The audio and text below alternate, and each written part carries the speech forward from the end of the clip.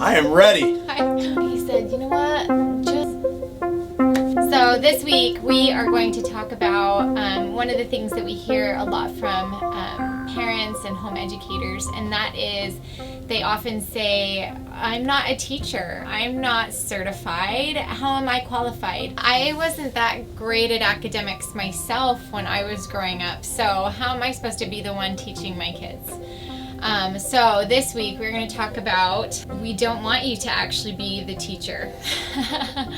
We want you to rethink what teaching actually means, and what your role at home actually is, and to move away from thinking, oh, I need to be a teacher, to thinking, what role can yours be, because you're actually their parent, and so your role needs to look a lot different than, okay, it's 9 to 3, I'm putting on my teacher hat, and from 3 to bedtime, I'm the parent.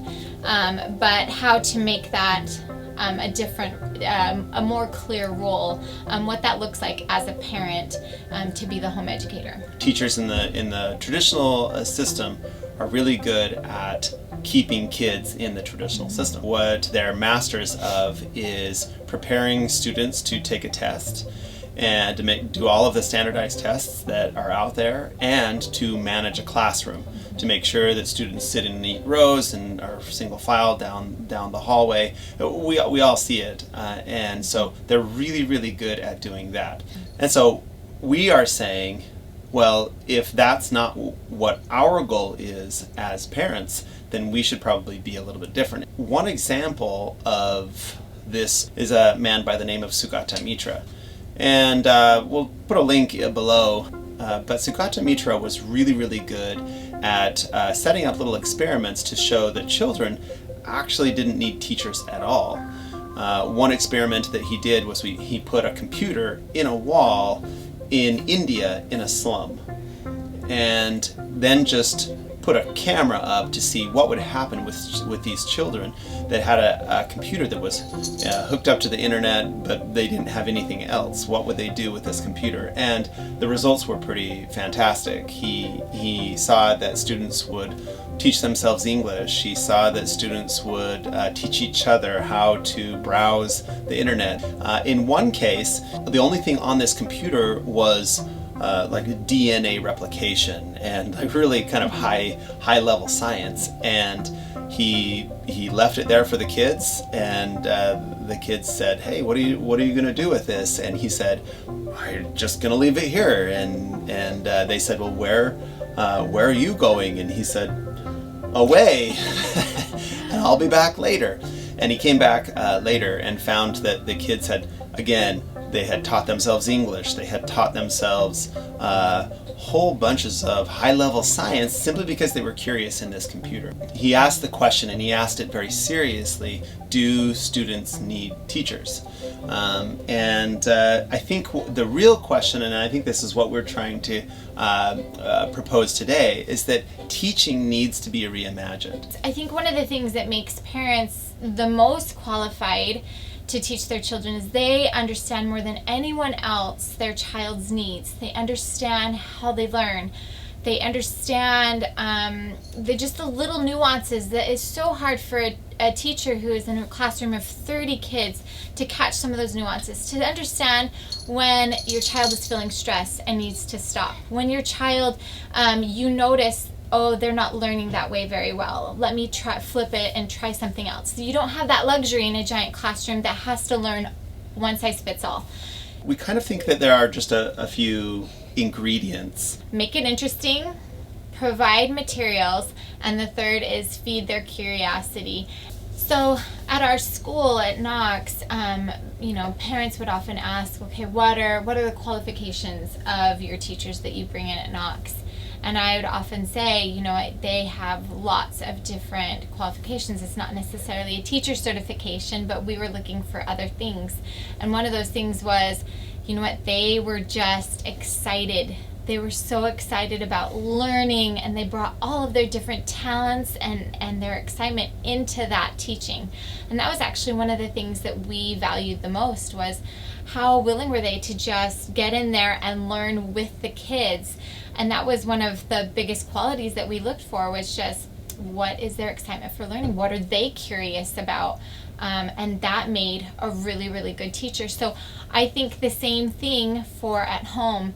What makes a good, how do you make a good learning environment as a parent at home? And one of those is just you make it interesting too. You bring your own curiosity, you bring your own excitement to the table, and you help make it interesting.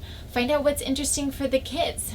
The next ingredient was when someone became interested in something, that you gave them materials and tools that would help them to pursue this thing that they were interested in. So we had some students just a short while ago who were interested in aeronautics. And so there were about 5 or 6 of them, and they decided that they wanted to build a plane. And so we thought, what's the kind of smallest replica of a plane? How can we actually do this, right? Can we build an actual plane? And what we all decided to do was just to build a styrofoam plane as big as we could get it. And the students just built it. And all I did was just provide the tools, X-Acto knives, foam, glue, and I provided some information. I steered them in the direction of some good information that could help them to build this thing, and then I just encouraged them. I was there to just kind of be a cheerleader, you can do this. It was, you are so amazing, and I can't believe that this thing is actually flying. And then it crashed, and then I can't believe it's flying again. I can't believe it's still flying. And so to give them, the second thing is to give them as much material that they need and the tools, the right tools to actually get that thing done. Yeah. And with that, no one there had a degree in aeronautics. We mentioned this in other videos where they actually provided an example of how to learn to the students by saying, gosh, I don't know, how should we figure this out? And with the students, figured it out together. They researched together, and for sure the adults can add a little bit more, well, why don't we check out this one? Like NASA might have some more information, or let's look at how the Wright brothers did it. The third one is adding fuel to that curiosity, and so he just kept adding and kind of steering them, asking them questions and steering them in those directions. So adding fuel to that curiosity, and more materials and more videos and more questions. Another one was questions, asking them just more and more and more questions. And that is really so that you take on a different role of the stand in front of the classroom and be the purveyor of all knowledge. Those days are kind of gone. There's just so much information out there that no one can stand up and be the purveyor of all knowledge. 100 years ago, they had to be. We had no internet. People didn't even have encyclopedias. People barely had books. And so it was that educated teacher that had to be the only avenue to learning. And that is no longer the case. So don't take on that role of, I have to know everything because they're learning at home from me. Instead, just help feed their curiosity. Make things interesting for them. Be their cheerleader. That's what your role should be, is, gosh, you can't know everything, and so you help them to learn, to know how to learn instead of what to learn. Look forward to more of us talking about that subject that Sidra sort of hit on there, which was that kind of what is learning, right? And how to get them interested in learning for themselves. So this is really what we're diving deeply into in the near future, so look forward to that. Yeah, so keep watching our videos. We will keep diving into what is learning and really exploring learning in the home. Like them, subscribe, share them with your friends. We'll see you next week.